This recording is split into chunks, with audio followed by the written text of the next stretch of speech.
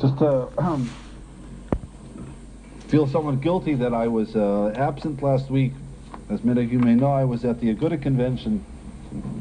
So perhaps to make up, I'll just share with you one small ha'ara that I heard at the Aguda convention that I think bears repeating.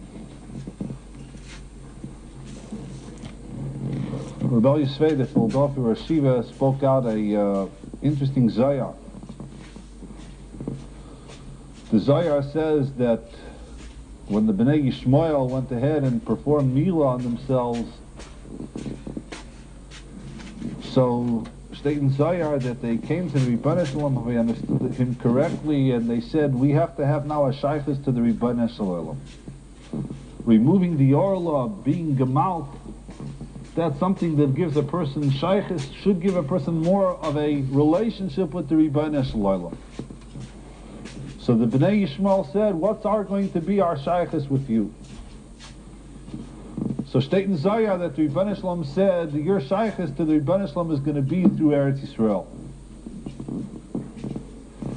The fact that the Bnei Yishmael are entitled to a greater shaykhus to the Rebbeinu Shalom than the other Ummas Ha'olam gives them a yad, gives them a tfisa, gives them a chelik, so to speak, in Eretz Yisrael. Or B'zok the Zohar, when can the Bnei Yishmael have a shaykhus in Eretz Yisrael? That's Alskeret when Eretz Yisrael doesn't have its Kedusha. But when Eretz Yisrael is permeated with Kedusha, then the Arabs can't have the shaykhus to Eretz Yisrael. When Eretz Yisrael, as the Zohar writes, is nisroiken mi kedushasa, it's been devoid of its kedusha, then Bnei Yishmael have a yad, have a mokum, have a claim, so to speak, on Eretz Yisrael. But when Eretz Yisrael is bi kedushasa, then they don't have. One doesn't have to be a big student of history to say that when we were Nebuch, Galinu me'artzeinu, and as a result of that there was less of a Kedusha in Eretz Yisrael, so there was more of a mokum for the Arabs to be there. As now there's more Kedusha, more Torah in Eretz Yisrael, so there's less of a mokum for the Arabs to be there. Ad kan, this Azay state in Zayar, this is what the Zayar says. So Rebellia said over that many of you may know that now apparently they've passed a law for the first time in the history of the Medina to bring in non-kosher meat to Eretz Yisrael.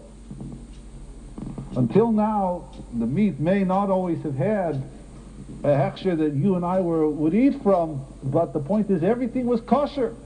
It was kosher meat. Now for the first time, they're bringing in non-kosher meat. These two events that are seemingly unrelated may have a big shaykhus. And the fact that now there's treif meat in Eretz Yisrael, there's less of a kedusha in Eretz Yisrael, is what's really going on in Shamayim to give the Bnei Yishmael a bigger chelik in Eretz Yisrael. That was his ha'ara. I think it's a ha'ara worth pondering. I'd just like to say over an interesting ha'ara on Rav Gifter, or the Guten Stark sign.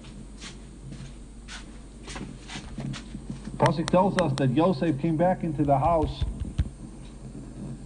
and he was